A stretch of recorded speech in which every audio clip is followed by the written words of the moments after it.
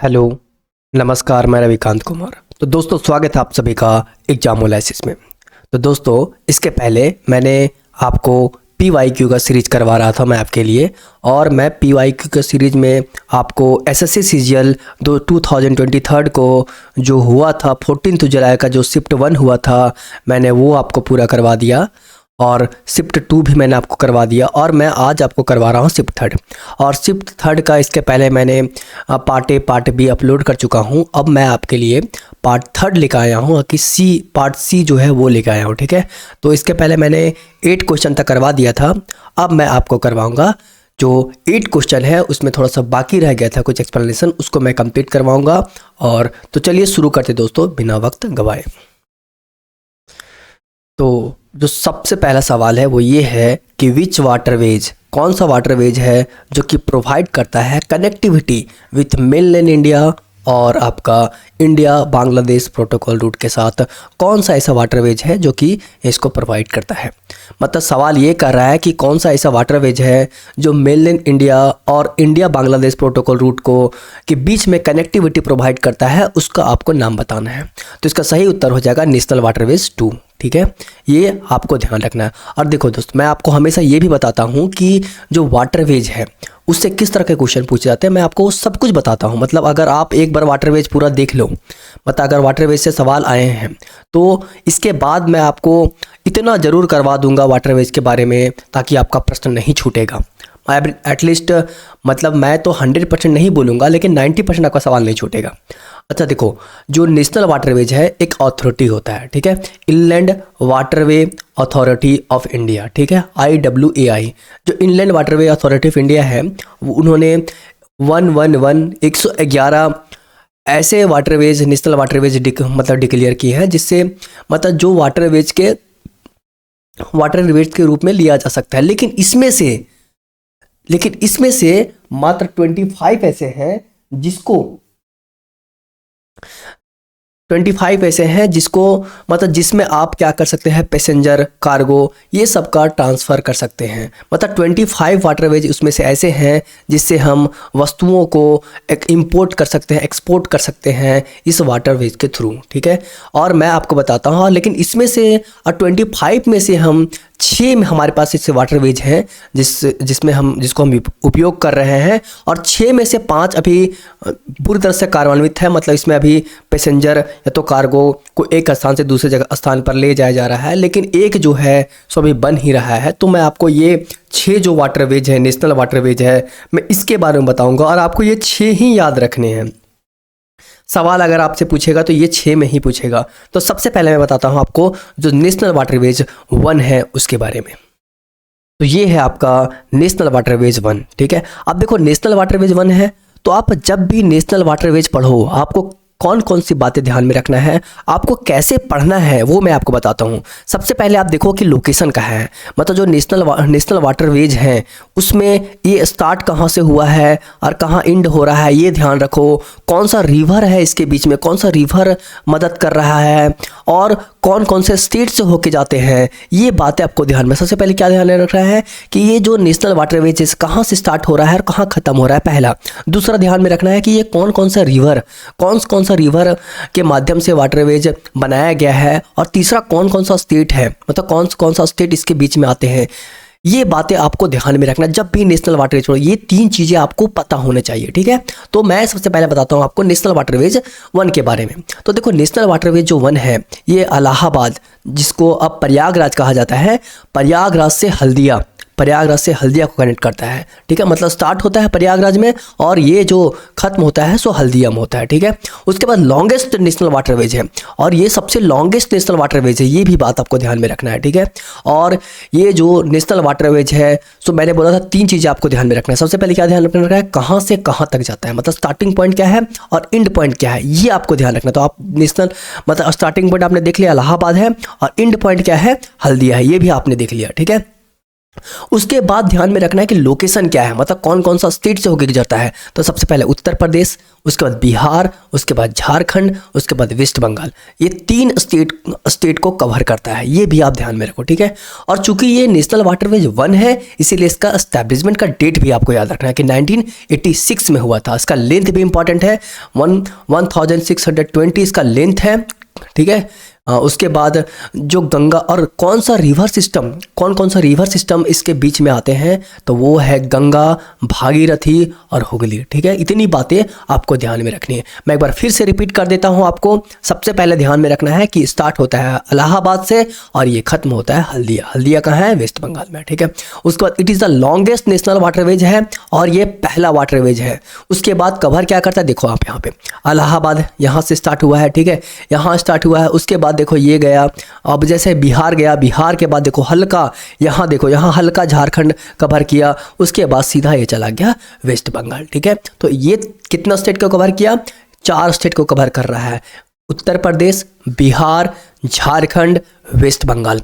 ये बात आप ध्यान में रखो। और रिवर बता दिया, कौन कौन सी रिवर है? 3 रिवर इसमें होता है, ठीक है। कौन कौन है? गंगा, भागीरथी, हुगली। इतनी बातें को अगर आप ध्यान में रख लेते हो हर नेशनल वाटरवेज के बारे में, तो यकीन मानो आपका प्रश्न नहीं छूटेगा, ठीक है। और देखो 1-2 क्वेश्चन हमेशा ऐसा आता है जो सबसे नहीं बनता है, मतलब कि 5-6% ही लोग वैसे होते हैं जो उसको कर पाते हैं। तो आपको 5-6% में ध्यान नहीं देना, आपको 95% तक में रहना है, ठीक है। ये भी आप ध्यान में रखो, ओके। अब हम बताते हैं आपको नेशनल वाटरवेज 2 के बारे में। अब देखो मैंने नेशनल वाटरवेज 1 बता दिया आपको, अब मैं बताता हूँ आपको नेशनल वाटरवेज 2। तो नेशनल वाटरवेज 2 जो है, सो कौन सा रिवर में ये फ्लो करता है, कौन सा रिवर में ये नेशनल वाटरवेज है? तो ये नेशनल वाटरवेज, ये जो नेशनल वाटरवेज आपका है सो कहाँ है? ब्रह्मपुत्र रिवर में है, ठीक है। और ये 2 जो प्लेसेस है जिसको कनेक्ट करने का काम करता है, सदिया को धुबरी से, ठीक है। ये भी ध्यान रखो। इसका लोकेशन कहाँ है? इसका लोकेशन असम है। बस इतना ही ध्यान रखना है आपको। रिवर सिस्टम क्या है? ब्रह्मपुत्र रिवर सिस्टम है। कहाँ से कहाँ तक स्टार्ट होता है? स्टार्टिंग पॉइंट, एंड पॉइंट क्या है? तो सदिया से धुबरी है। देखिए यहाँ पे सदिया है, सदिया से लेकर के ये रिवर ब्रह्मपुत्र रिवर आया और ये धुबरी तक है। सदिया से धुबरी तक है, दूसरा बात ध्यान में रखना है। और तीसरा कहाँ पे है? तो ये असम में है। 3 बातें आप ध्यान में रखो, आपका काम हो जाएगा। अच्छा, इसका मैं एक ट्रिक मैंने सोचा इसका एक ट्रिक हो सकता है याद करने का। देखो यहाँ पे हो गया सा और यहाँ हो गया धू, ठीक है, साधु, यानी सा से सदिया और धा से धुबरी, धुबरी धू, ठीक है, साधु। इस तरह याद रखते हैं, साधु, ठीक है। मतलब नेशनल वाटरवेज 2 को साधु से याद रखो, सदिया से धुबरी हो गया, ठीक है। अब मैं आपको बताता हूँ नेशनल वाटरवेज 3 के बारे में। तो जो नेशनल वाटरवेज 3 है वो सबसे पहले लोकेट कहाँ करता है? तो ये केरला में लोकेट करता है। कहाँ करता है? केरला में लोकेट करता है। और ये किसको किसको कनेक्ट करता है? तो कोल्लम को करता है कोट्टमपुरम से, ठीक है, कोट्टापुरम से। कोल्लम को कहाँ से कनेक्ट करता है? कोट्टापुरम से करता है। ये भी ध्यान रखना है। मैंने आपको बताया था 3 चीज़ें आपको ध्यान होनी चाहिए। सबसे पहले कि कहाँ कहाँ से स्टार्टिंग पॉइंट, एंड पॉइंट, दूसरा कौन सा स्टेट, और तीसरा कौन सा रिवर। इतनी पता होनी चाहिए बात है, ठीक है। तो सबसे पहले आपने काम खत्म कर दिया कि ये मतलब स्टार्ट कोल्लम से होता है और जाता है कहाँ? कोट्टमपुरम तक जाता है। इसका लोकेशन क्या है? केरला है। लेकिन इसमें कोई रिवर नहीं है, इसमें कैनाल है। इसमें क्या है? कैनाल है। कैनाल के माध्यम से होकर के ये वाटरवेज बनाया गया है। तो कौन कौन सा कैनाल है? एक तो वेस्ट कोस्ट कैनाल है और चंपाकारा कैनाल है दूसरा, और तीसरा उद्योग मंडल कैनाल है। 3 कैनाल इसमें है। ये तीनों कैनाल आपको ध्यान में रखना है। इसीलिए नेशनल वाटरवेज 3 को द वेस्ट कोस्ट कैनाल भी कहा जाता है। आपसे एग्जाम में ये भी प्रश्न पूछता है कि जो नेशनल वाटरवेज 3 है उसको और किस नाम से जाना जाता है? तो द वेस्ट कोस्ट कैनाल के नाम से जाना जाता है। अब मैं आपको बताऊंगा नेशनल वाटरवेज 4 के बारे में।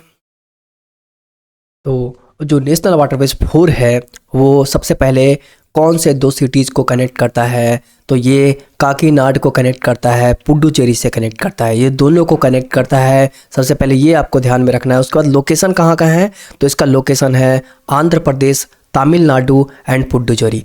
3 बातें। लोकेशन इसका सबसे पहले आपको क्या याद रखना था? Starting point, and point.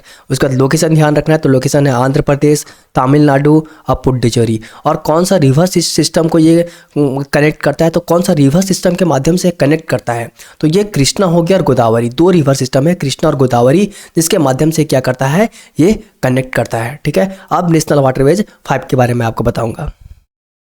तो नेशनल वाटरवेज 5 और NW5 के बारे में सबसे पहले ये ध्यान में रखना है कि कहाँ कहाँ कनेक्ट करेगा। तो ये उड़ीसा को कनेक्ट करेगा। किससे कनेक्ट करेगा उड़ीसा को? ये वेस्ट बंगाल से कनेक्ट करेगा, ठीक है, पहला चीज़। दूसरा बात ये ध्यान में रखना है आपको कि लोकेशन क्या है, तो वेस्ट बंगाल है और उड़ीसा है। देखो जिसको जिसको कनेक्ट करेगा वो तो रहेगा ही रहेगा, और बीच में भी कोई स्टेट आ सकता है, ठीक है, ये भी आपको ध्यान में रखना है। तो ये वेस्ट बंगाल उड़ीसा हो गया दो, इसका लोकेशन है।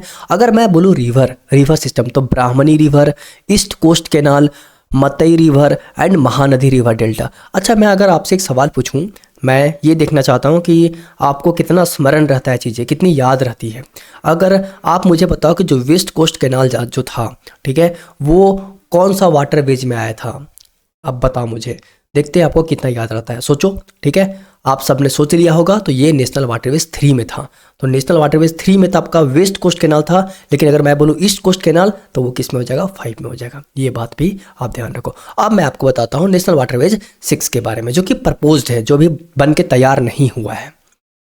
अब मैं आपको बता रहा हूँ नेशनल वाटरवेज 6 के बारे में, ठीक है। तो नेशनल वाटरवेज 6 जो कनेक्ट करेगा, सो लखीमपुर टू बांगा को कनेक्ट करेगा, जो कि असम में है। लखीमपुर टू बांगा को ये करेगा कनेक्ट, और ये कहाँ पे है? असम में है। और कौन सा रिवर सिस्टम है? तो बारक रिवर सिस्टम है, बैराक भी कहा जाता है इसको, ठीक है, बारक भी कहा जाता है।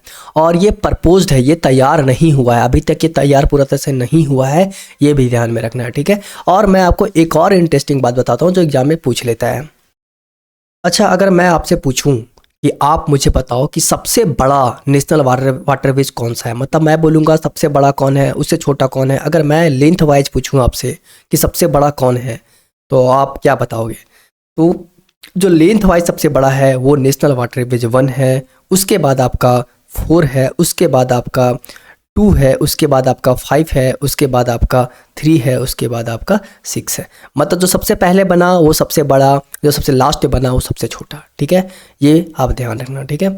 तो ये इतनी चीज़ें अगर आप ध्यान में रखते हो, देखो एक बात है कि मैं ये लेक्चर बड़ा ज़रूर करता हूँ, कि ये लेक्चर थोड़ा बड़ा हो जा रहा है, क्योंकि मैं सोचता हूँ कि देखो आप अगर नेशनल वाटरवेज का सवाल लगा रहे हो, तो नेशनल वाटरवेज इसके बाद आपको फिर से पढ़ने की जरूरत ना पड़े, आपको एक आइडिया आ जाए कि नेशनल वाटरवेज के बारे में मुझे किस तरह से तैयारी करना है, ठीक है। ये चीज़ें इसीलिए मेरा जो लेक्चर होता है थोड़ा बड़ा हो जाता है, बहुत लोगों के लिए बोरिंग होगा, लेकिन मुझे इतना पता है कि जो सिंसियर एस्पिरेंट होंगे, जिसमें वो स्पिरिट होगा छीन लेने का सिलेक्शन, उसके लिए ये लेक्चर काफ़ी महत्वपूर्ण रहेगा। अब चलिए हम नेक्स्ट क्वेश्चन की तरफ मूव करते हैं।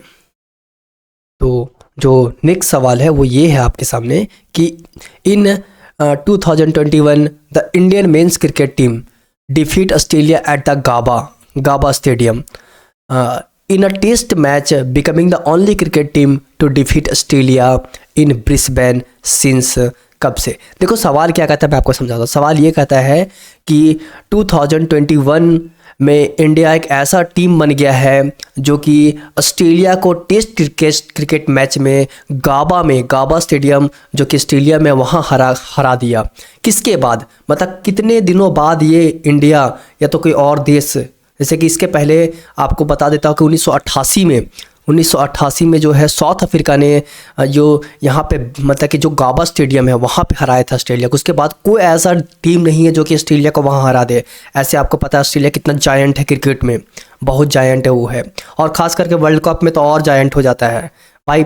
पहले खेलो या ना खेलो भाई, वर्ल्ड कप में अपना जान लगा देता ऑस्ट्रेलिया। खैर इंडिया ने भी अच्छा प्रयास किया था इस बार, और टॉपिक से भटक रहे हैं हम। और 1988 में, ठीक है, 1988 में जो साउथ अफ्रीका है उसने हराया था ऑस्ट्रेलिया को। उसके बाद 2021 में इंडिया ने ऑस्ट्रेलिया को, मतलब ये दूसरा टीम बन गया है जो कि हराया ऑस्ट्रेलिया को, कुछ भी गाबा स्टेडियम में टेस्ट क्रिकेट मैच। तो ये कितने दिनों बाद, तो 1988 के बाद कोई देश हराने में कामयाब रहा, ठीक है। तो अब मैं नेक्स्ट क्वेश्चन की ओर बढ़ता हूँ। ऐसे मैंने मतलब और ये सब भी करवा के रखा है, लेकिन काफ़ी टाइम लग जाएगा बताने में आपको, इसीलिए मैं आपको यहाँ नहीं बता रहा हूँ, मैं स्लाइड आपको सिर्फ दिखा दे रहा हूँ, ठीक है, कि ICC under 90 men's cricket world cup के बारे में ये सारे इंपॉर्टेंट बातें हैं। आप अगर देखना चाहो तो देख लेना, ठीक है। और मैं सारा स्लाइड आपको दिखा देता हूँ। जैसे ICC men's cricket world cup ये हो गया, मेंस क्रिकेट वर्ल्ड कप में सारी बातें लिख रखा है, आपको मैं सिर्फ स्लाइड दिखा रहा हूँ।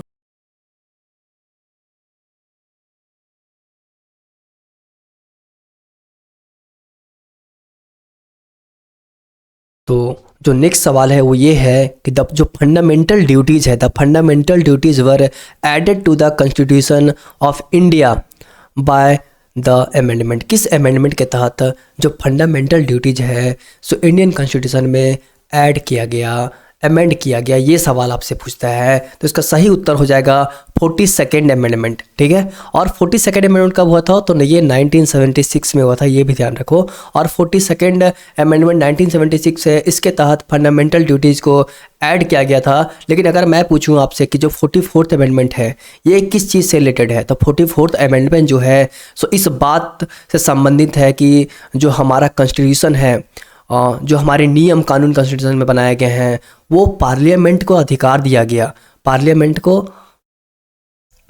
को अधिकार दिया गया कि आप इसको चेंज कर सकते हैं, इसको आप अमेंड कर सकते हैं, ये अधिकार दिया गया, ठीक है। और जो 34th है ये किससे संबंधित है? ये इलेक्शन ऑफ प्रेसिडेंट से संबंधित है। किससे संबंधित है? इलेक्शन ऑफ प्रेसिडेंट से संबंधित है, ठीक है। अब देखो मैं आपको 73rd किससे रिलेटेड है? ये पंचायती राज से रिलेटेड है, पंचायती राज, ठीक है, पंचायती राज से ये रिलेटेड है।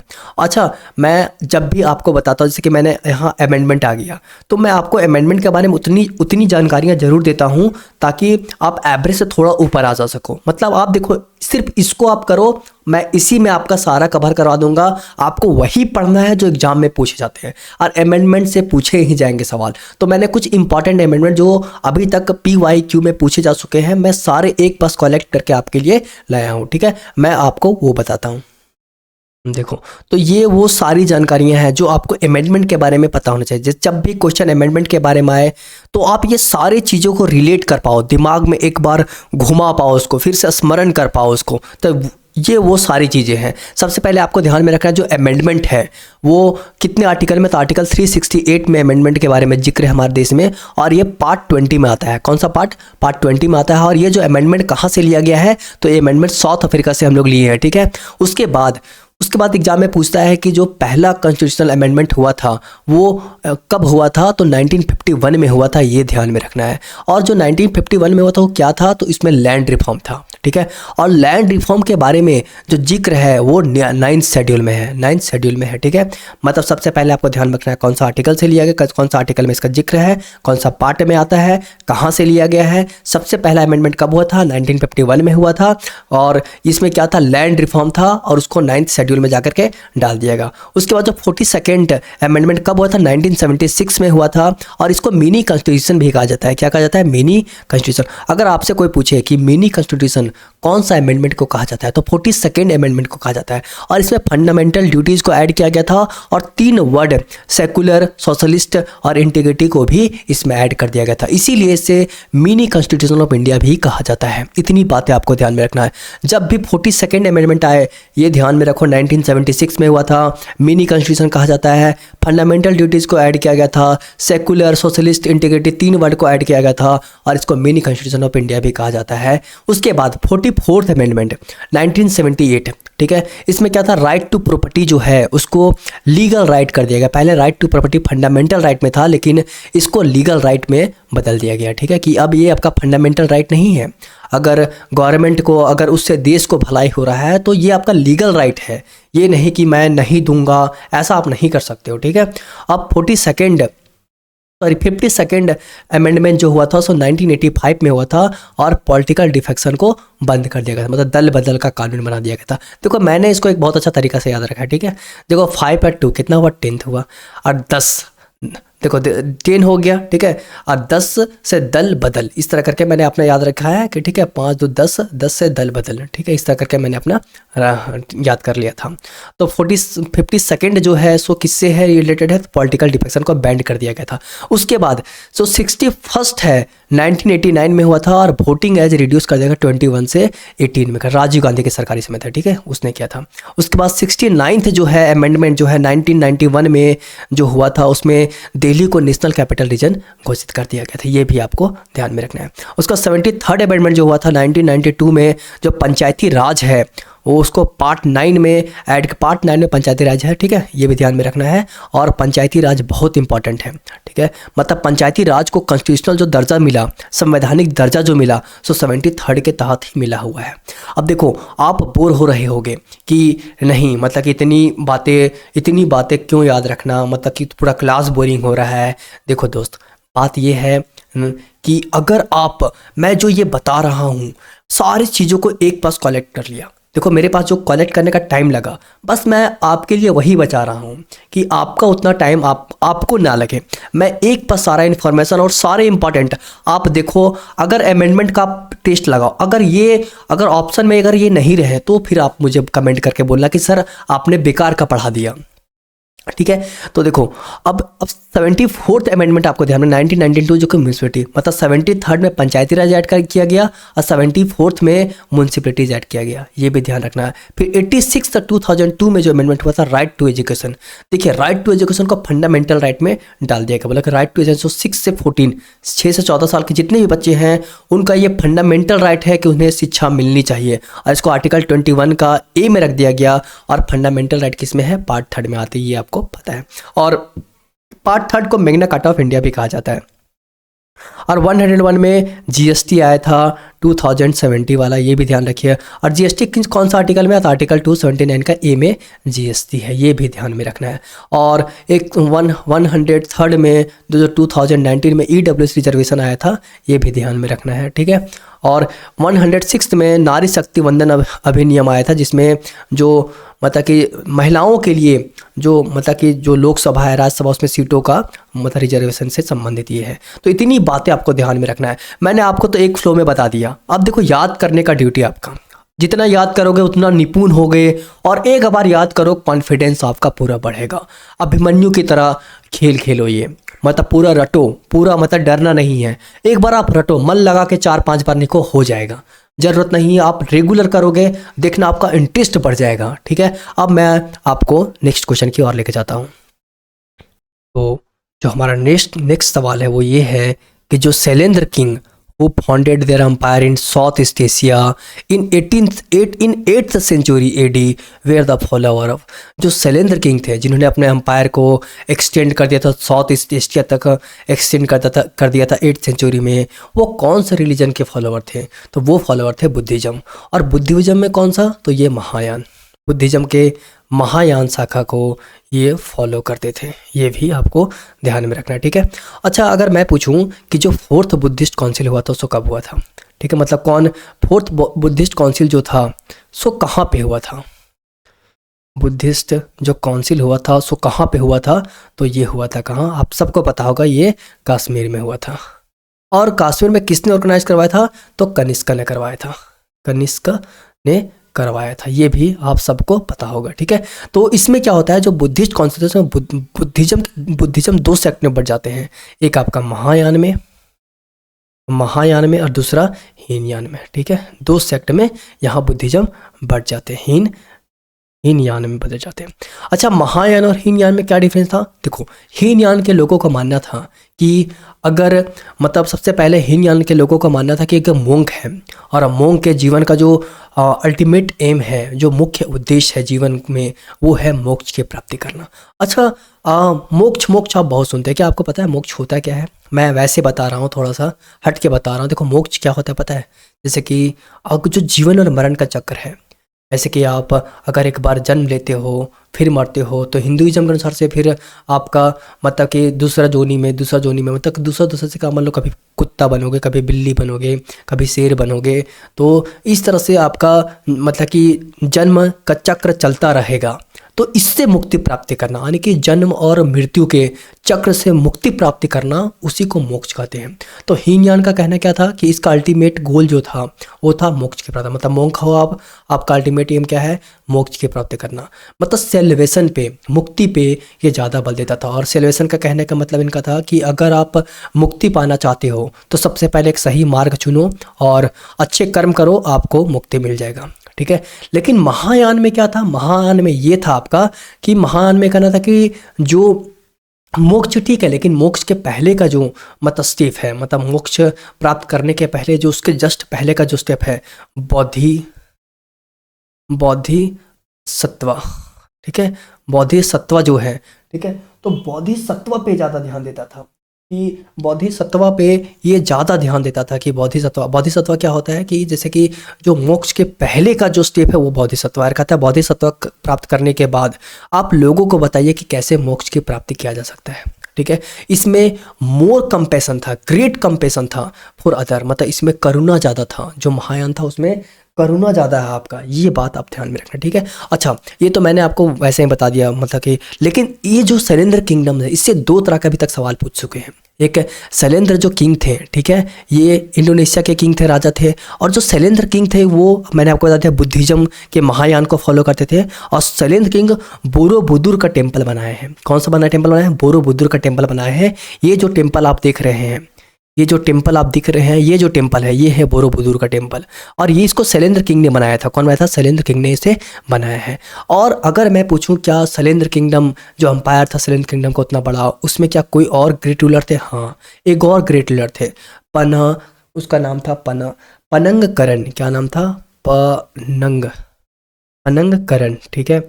और यही पनंगकरण जो थे उन्होंने कलासन का टेम्पल बनाया है। ये जो टेम्पल देख रहे हैं ये पनंगकरण ने बनाया है, कलासन का टेम्पल। और जो कलासन का टेम्पल है सो बौद्ध में एक देवी माना जाती है, बुद्धिज्म में तारा देवी, उसको डेडिकेट किया है। मतलब दो चीज़ आपको ध्यान रखना है, एक शैलेंद्र किंग ने क्या बनाया था? बोरोबुदुर का टेम्पल बनाया है, और पनंगकरण, यहाँ पनंगकरण जो है, पनंगकरण ने क्या बनाया है? कालसन का टेम्पल बनाया है जो कि तारा देवी को डेडिकेटेड है। इतनी बातें आप ध्यान में रखो, ठीक है। अब मैं नेक्स्ट क्वेश्चन की ओर मूव करता हूँ। तो जो नेक्स्ट सवाल है वो ये है कि which of the following is not a type of rock, कि कौन सा इसमें से रॉक का टाइप नहीं है, ठीक है। तो ट्रेस रॉक हो जाएगा, क्योंकि ट्रेस रॉक आपने नहीं सुना होगा। देखो, रॉक जो होता है उसका तीन टाइप्स होते हैं, इग्नियस रॉक, मेटामॉर्फिक रॉक और सेडिमेंट्री रॉक। तीन तरह के रॉक होते हैं, ठीक है। तो देखो, सबसे पहले क्या होता है? इग्नियस रॉक क्या होता है? देखो, दो चीज़ें होती है, ये है अर्थ सरफेस, ठीक है, ये अर्थ सरफेस है। इसके नीचे क्या होता है? इसके नीचे होता है मेगमा। क्या होता है? मेगमा। और जब मेगमा पृथ्वी से अर्थ सरफेस को फाड़ करके, चीड़ करके इससे आगे निकलती है, इससे बाहर निकलता है, उसको कहा जाता है लावा। उसको क्या कहते हैं? लावा। तो मेगमा जब अर्थ सरफेस के नीचे है उसे मेगमा कहेंगे, और जैसे ही बाहर निकलेगा उसके लावा कहते हैं। तो लावा क्या होगा? लावा जब फूटेगा तो ये लावा जो है, ठीक है, ये लावा धीरे धीरे क्या होगा? इसका सॉलिडिफिकेशन होता है, ठंडा होते जाता है। ये जो लावा है ये ठंडा होते जाता है, ठंडा होकर के क्या बन जाता है? इग्नियस रॉक, ठीक है, ये बन जाएगा इग्नियस रॉक, इग्नियस रॉक, ठीक है। अब ये इग्नियस रॉक है, अब जब हवाएं इसके ऊपर से चलेगी तो हवाएं क्या करता है? इसके जो इग्नियस रॉक के जो छोटे छोटे पार्टिकल हैं उसको तोड़ता है और अपने साथ ढो करके ले जाता है, और जहां हवा का स्पीड कम होता है वहां पे इसको क्या करता है? यहाँ पे छोड़ देता है, गिरा देता है। इसी तरह से दिन प्रतिदिन परत दर परत, परत दर परत यहाँ पे जमा होते जाते हैं, जो पार्टिकल है इग्नियस रॉक के जमा होते जाते हैं, जो सालों साल बाद ये एक रॉक बन जाता है। इसको कहा जाता है सेडिमेंट्री रॉक। क्या कहते हैं? सेडिमेंट्री रॉक,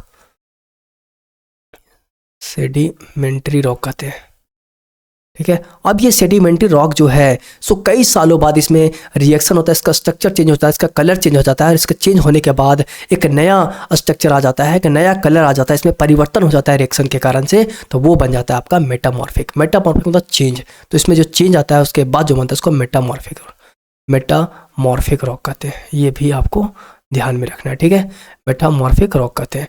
तो इतनी बातें आपको ध्यान में रखना। लेकिन एग्जाम में कहाँ से क्वेश्चन पूछते हैं? तो एग्जाम में क्वेश्चन पूछते हैं आपका इग्नियस रॉक, सेडिमेंट्री रॉक और मेटामॉर्फिक रॉक से, कि एग्जाम्पल से सवाल आपसे पूछते हैं। मतलब आपको इग्नियस रॉक का एग्जाम्पल पता होना चाहिए, सेडिमेंट्री रॉक का और मेटामॉर्फिक रॉक का, ठीक है। तो इग्नियस रॉक जो है उसका एग्जाम्पल क्या क्या हो जाता है? देखिए, सबसे पहले जो मोस्ट इंपॉर्टेंट है ग्रेनाइट, ग्रेनाइट, ठीक है। उसके बाद बेसाल्ट, उसके बाद गैब्रो। ये तीन इंपॉर्टेंट एग्जांपल आपको याद रखना है, ठीक है। ग्रेनाइट, बेसाल्ट और गैब्रो, ये हो गया इग्नियस रॉक का। और सेडिमेंट्री रॉक का क्या क्या एग्जांपल याद रखना है? तो एक लाइमस्टोन याद रखना है, लाइमस्टोन, ठीक है, फिर सैंडस्टोन, फिर कोल और फिर सेल। इतनी बातें आपको ध्यान रखना है। अब देखो, जो लाइमस्टोन है इसमें बहुत दिन बाद क्या होता है? परिवर्तन हो जाता है। ये क्या बन जाता है? ये बन जाता है आपका मार्बल। क्या बन जाता है? मार्बल बन जाता है। और जो कोल है, ये कोल क्या बन जाता है? ये बन जाता है ग्रेफाइट। ये क्या बनता है? ग्रेफाइट बन जाता है, ठीक है। और इसी तरह से कोई सैंडस्टोन जो है सो क्वार्ट्ज बन जाता है, क्वार्ट्ज बन जाता है, ठीक है, क्वार्ट्ज। इन सब बातों को आप ध्यान दो। तो जो क्वार्ट्ज है, ग्रेफाइट है, मार्बल है, ये सब किसके एग्जांपल है? ये सब मेटामॉर्फिक रॉक के एग्जांपल है। तो इतनी बातें आपको ध्यान में रखना है। एग्जांपल ग्रेनाइट, बेसाल्ट और गैब्रो किसका है? Igneous rock. अगर मैं पूछूं कि लाइमस्टोन, सैंडस्टोन, कोल, सेल, ये सब किसका एग्जांपल है? तो ये एग्जांपल है आपका सेडिमेंट्री रॉक का। अगर मैं पूछूं जो लाइमस्टोन है सो कई सालों बाद बदल करके क्या बन जाता है? मार्बल बन जाता है।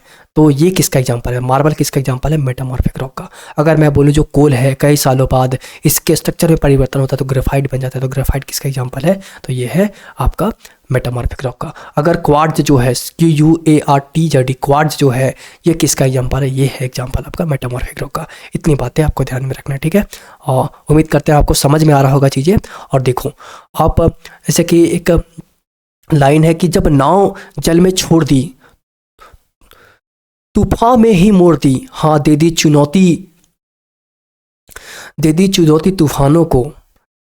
तो फिर मतलब कि होता है ना कि मतलब कि आप संघर्ष करो, आप पूरा मेहनत करो, ठीक है। आप मतलब कि मेहनत से पीछे मत हटो, मेहनत करो, दिन प्रतिदिन, दिन रात मेहनत करो, जरूर सफलता एक बार आपका कदम चूमेगा, ठीक है। और मैं नेक्स्ट क्वेश्चन की ओर अब मूव करता हूँ। तो जो नेक्स्ट सवाल है वो ये है आपके सामने कि the suitability of post tensioning is good for long spin. देखो ये सवाल जो है सो जो सिविल इंजीनियर होता है उससे रिलेटेड ये सवाल पूछ दिया है। अब बताओ, लोग मतलब कि भाई एसएससी का कोई जवाब नहीं, भाई सवाल कहाँ से लाता है पता ही नहीं। अब ये सवाल कौन करेगा बताओ? ये सवाल क्या आप सिविल इंजीनियरिंग के बारे में आपको हल्का भी आइडिया है? मुझे नहीं लगता। अगर आप उस बैकग्राउंड से होगा तो आपको होगा, वैसे मुझे नहीं लगता कि आपको कोई आइडिया होगा, ठीक है। तो दो स्पेन होता है, एक लॉन्ग स्पेन होता है, एक शॉर्ट स्पेन होता है। मुझे भी नहीं पता था ये चीज़। मैंने जब क्वेश्चन देखा तो मैं खुद सोचा कि ये क्या होता है भाई, ये क्या एसएससी कर क्या रहा है भाई। अब देखो ये होता है कैसे, ये इससे मान लो आप छत की ढलाई करते हो, पहले रॉड बांधते हो छत की ढलाई करने के पहले। तो ये जो रॉड है लंबा लंबा, ठीक है, ये होता है लॉन्ग स्पेन। और ये जो छोटे छोटे मतलब ये जो कम लेंथ वाली रॉड है वो होते हैं शॉर्ट स्पेन होते हैं, ठीक है। तो पोस्ट टेंशनिंग के लिए अच्छा कौन सा होता है? लॉन्ग स्पेन होता है, ठीक है, लॉन्ग स्पेन होता है। ये क्वेश्चन ना आप खुद इसको रिसर्च करो, ऐसे मैं नहीं मानता। देखो ये सब क्वेश्चन ऐसे एक दो ऐसा पूछता है ताकि भाई कटअप कम जा सके भाई, इसीलिए थोड़ा ऐसा से एक दो क्वेश्चन ऐसा देगा ही देगा, ठीक है। और देखो आपको इन सब सवालों पे ज़्यादा उलझना नहीं है। आपको कौन सा सवाल है, मुझे जैसे अमेंडमेंट आ गया तो अमेंडमेंट आपको पूरा पता होना चाहिए। जैसे कि मान लो आपका कोई वैसा करंट अफेयर आ गया, जैसे कि मान लो ओलंपिक से रिलेटेड करंट अफेयर आ गया, तो वो सब आपको पता होना है, वो आप छोड़ के नहीं जा सकते हो, ठीक है।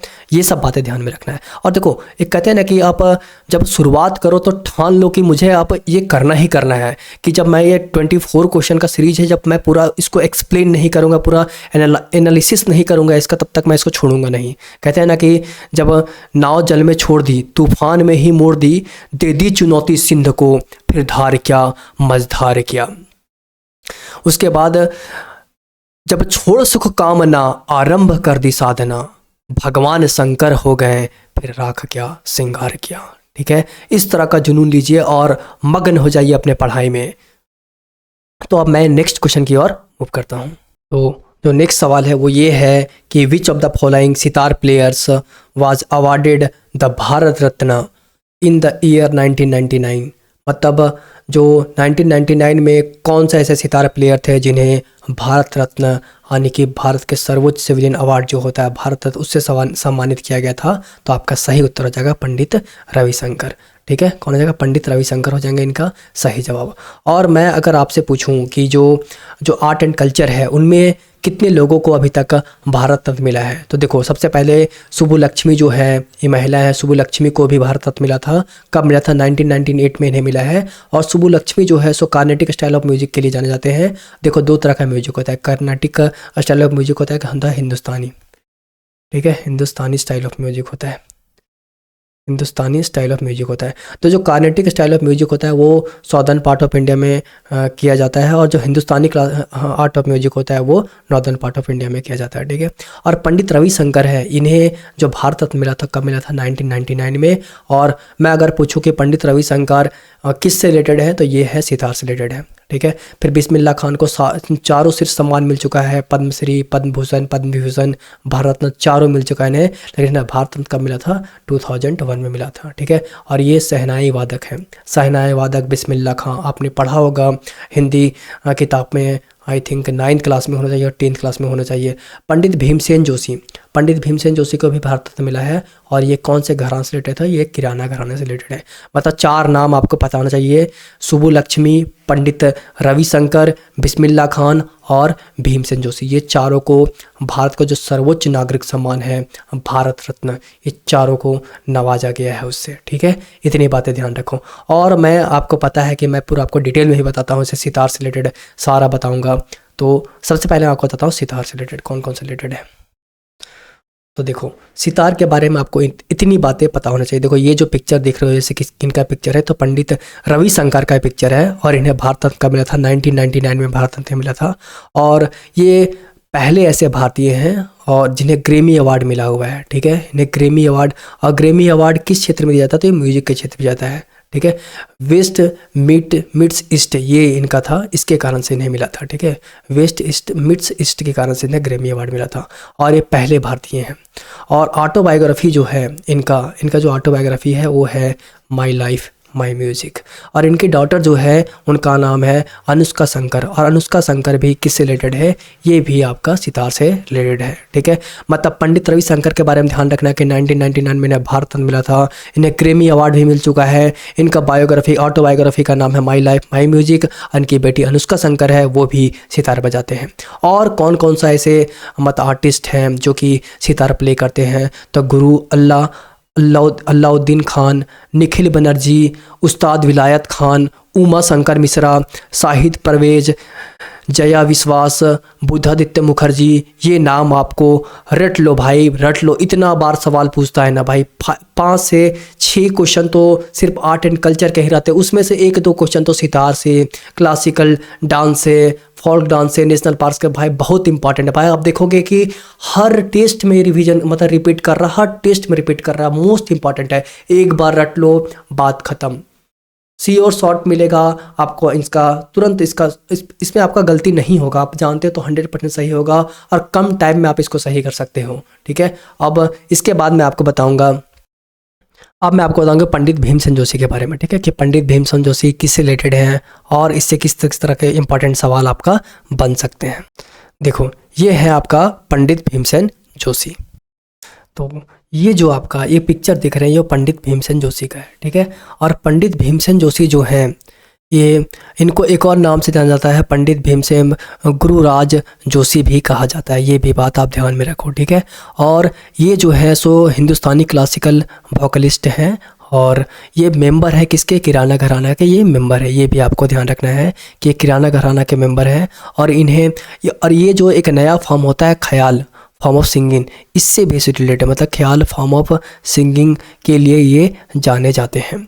और इन्हें संगीत नाटक अकादमी फेलोशिप अवार्ड भी मिल चुका है 1998 में। और 2009 में इन्हें एक अवार्ड मिला था। कौन सा अवार्ड मिला था? तो इन्हें मिला था भारत रत्न मिला था। ये भी आपको ध्यान में रखना है। और किराना घराना, मैं पूछूं कि किराना घराना के जो फाउंडर है वो कौन है? तो किराना घराना के जो फाउंडर है वो है अब्दुल करीम खान। कौन है? अब्दुल करीम खान। और एक और है वालिद खान, अब्दुल वालिद खान। वालिद खान, 2 नाम याद रखना है, ठीक है।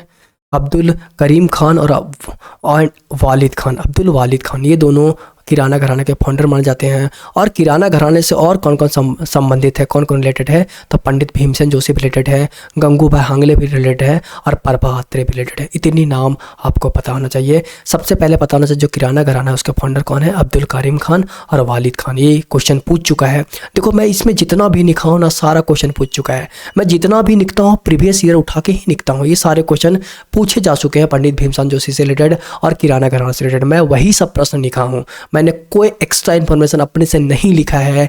मैं आपको बार बार बताता हूँ, मैं सारा पॉइंट वही लिखता हूँ जो कहीं ना कहीं एग्जाम में पूछे गए हैं। ये आप ध्यान रखना। तो ठीक है, इतना याद रखना है किराना घराना से कौन कौन से रिलेटेड है। इसके बाद मैं आपको बताऊंगा। देखो पंडित भीमसेन जोशी के बारे में मैंने आपको बता दिया, पंडित रविशंकर जोशी के बारे में मैंने भी आपको बता दिया। अब मैं आपको बताऊंगा हरिप्रसाद चौरसिया के बारे में आपको बताऊंगा, ठीक है, कि हरिप्रसाद चौरसिया किससे रिलेटेड है और इनके बारे में आपको क्या क्या बात ध्यान में रखना है। तो देखो, जो हरिप्रसाद चौरसिया है ये उन्हीं का पिक्चर है, हरिप्रसाद चौरसिया का पिक्चर है। ये जो आप देख रहे हो पिक्चर, किसका पिक्चर है? हरिप्रसाद चौरसिया जी का पिक्चर है। और हरिप्रसाद चौरसिया जो है सो किससे रिलेटेड है? फ्लूट से रिलेटेड है। ये सुशीर वाद्य है, सुशीर वाद्य जिसको मुंह से फूंक करके हवाओं के माध्यम से बजाया जाता है, हवाओं से जो बजता है उसको सुशीर वाद्य कहा जाता है, ठीक है।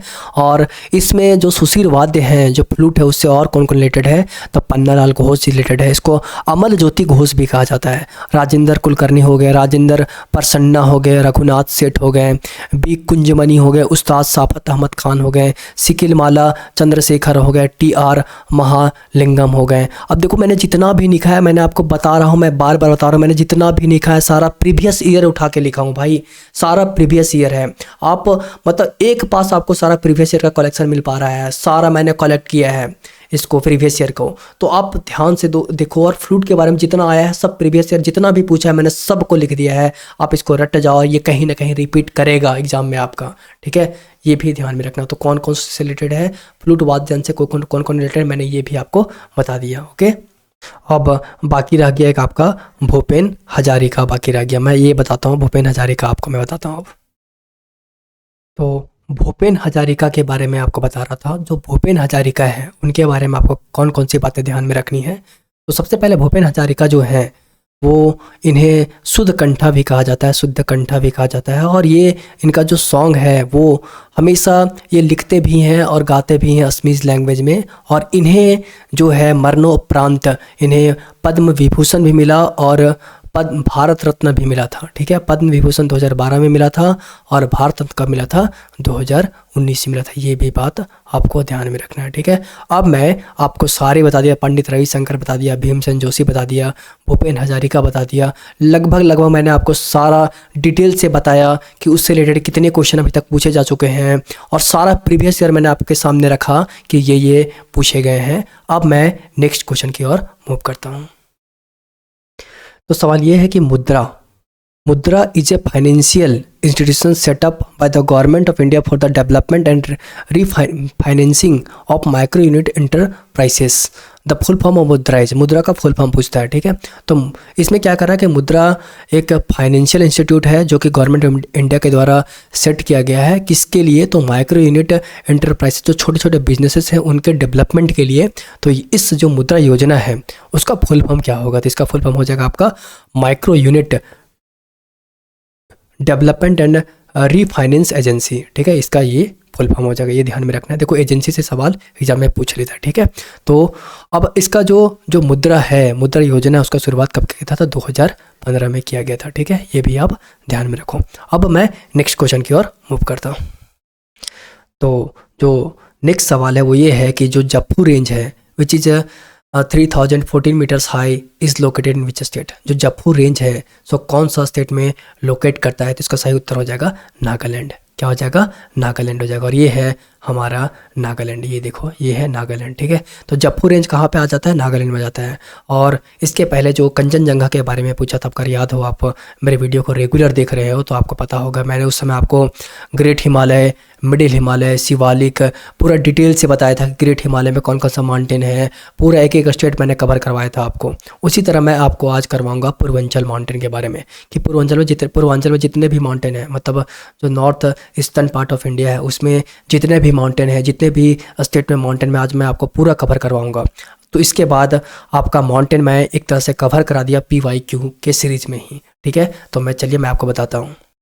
तो मैं इसमें आपको क्या क्या बताऊंगा, मैं बताऊंगा जैसे कि अरुणाचल प्रदेश है, इसमें कौन कौन से माउंटेन है, ठीक है। फिर मैं बताऊंगा कि नागालैंड में कौन कौन सा माउंटेन, फिर मणिपुर में कौन कौन सा माउंटेन है, सबसे ऊंचा पिक कौन सा है, फिर मिजोरम में कौन कौन सा, त्रिपुरा में कौन कौन से हैं, असम में कौन कौन से, मेघालय में कौन कौन से हैं। मैं सारे स्टेट का माउंटेन एक एक करके आपको करवाऊंगा। और ये जो पूरा north eastern part of India में जितने माउंटेन हैं इसको कलेक्टिवली हम कह सकते हैं माउंटेन ऑफ पूर्वांचल, पूर्वांचल की पहाड़ियाँ भी इसको कह सकते हैं। तो सबसे पहले मैं आपको बताता हूँ कि जो पूर्वांचल की पहाड़ियाँ हैं उसके बारे में सबसे इंपॉर्टेंट पॉइंट आपको क्या ध्यान में रखना है। फिर उसके बाद मैं बताऊंगा एक एक स्टेट उठाऊंगा और उसका सारा माउंटेन का निचोड़ लाऊंगा आपके सामने जो एग्जाम में पूछे हुए हैं। तो पूर्वांचल रेंज के बारे में आपको कौन कौन सी बातें ध्यान में रखनी है और कौन कौन सी बातें एग्जाम में पूछा है, ये मैं दोनों आपको बताने का प्रयास करता हूँ, ठीक है।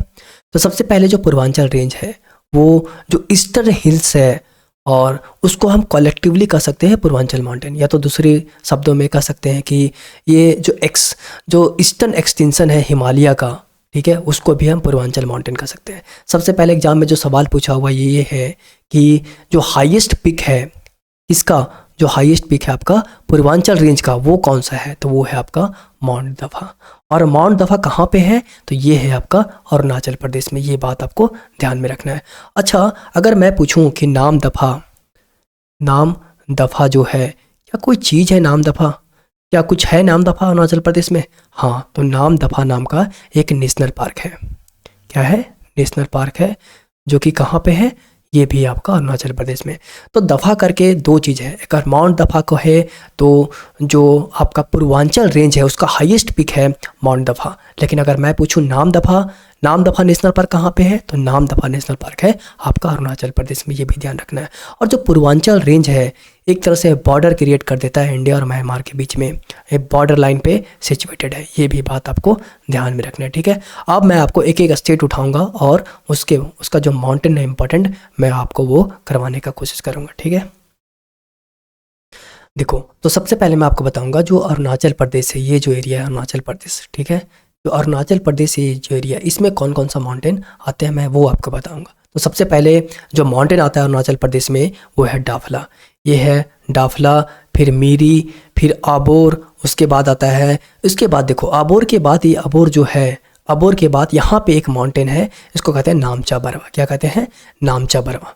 और ये ग्रेट हिमालय का पार्ट है जो कि अरुणाचल प्रदेश है। तो इधर से जब ब्रह्मपुत्र रिवर आती है तो नामचा बरवा से होकर के यहाँ मुड़ जाती है, यहाँ सेंटेक्सियल बैंड लेती है। सेंटेक्सियल बैंड किसको बोलते हैं, तो ज्योग्राफी में जहाँ भी यू टर्न होगा उसको सेंटेक्सियल बैंड कहा जाता है। अगर ये सोचो नामचा बरवा नहीं होता, माउंटेन नहीं होता, तो जो हिमालय हमारा सीधा कहाँ चल जाता है, ये म्यांमार में तरफ चला जाता है। लेकिन नामचा बरवा क्या करता है, इसको रोकता है और कहता है नहीं, आप असम से, आप भारत का जो ईस्टर्न नॉर्थ ईस्टर्न एरिया है उससे होकर के जाओ, वहाँ पे आप मतलब पानी लेकर के जाओ। तो ये नामचा बरवा इसको रोकता है और यहाँ से ये मूव करता है, यहाँ से मूव करता है और ये असम से होकर के फिर इधर बांग्लादेश होते हुए यहाँ बे ऑफ बंगाल में आकर के पानी अपना गिरा देता है। ये भी ध्यान में आपने रखना है, ठीक है।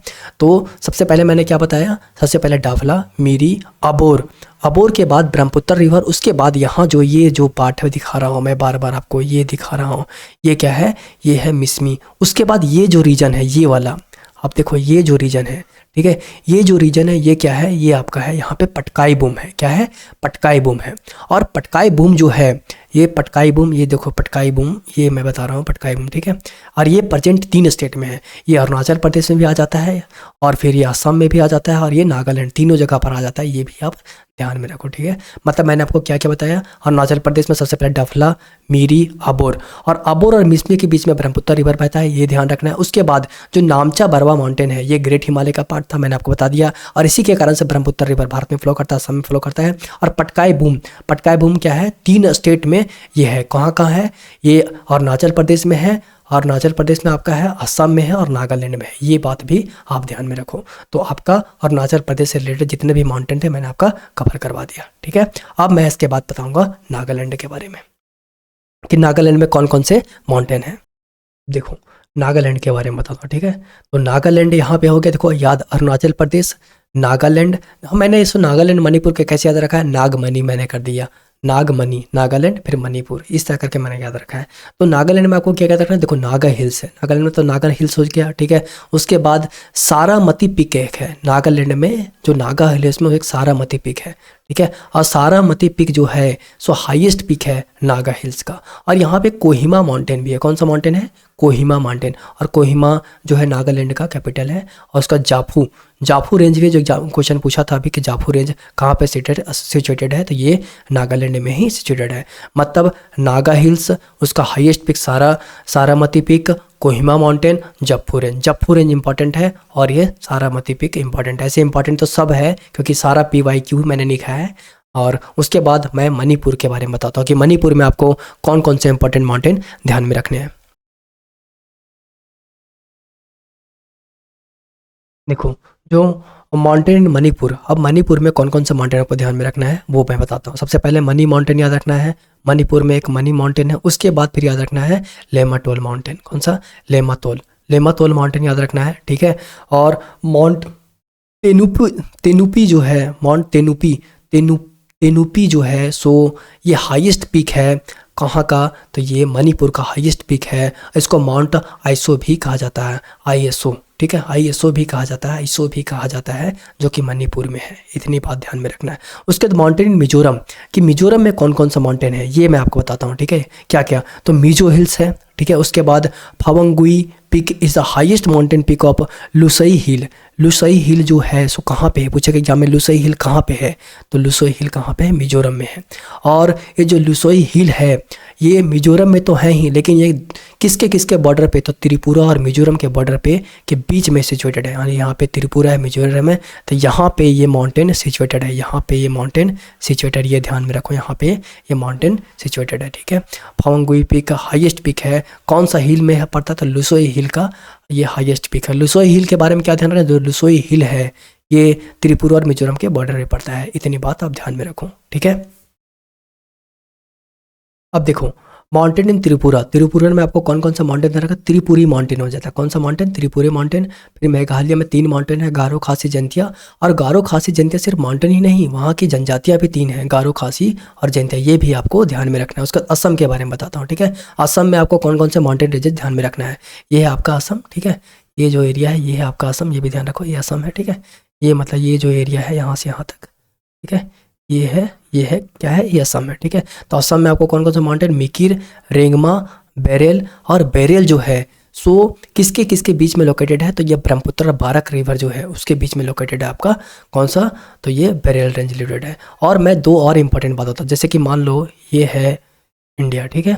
तो ये जो है, ये जो पार्ट है, ये जो पार्ट है, ये है कौन सा पार्ट है? ये ईस्टर्न पार्ट है, ईस्टर्न घाट कहा जाता है। इसको जो है ये जो है ये जो एरिया है इसको वेस्टर्न घाट कहा जाता है। तो ईस्टर्न घाट का जो हाईएस्ट पीक है वो कौन सा है? तो वो है जिंदागढ़, ठीक है। वो कौन सा है?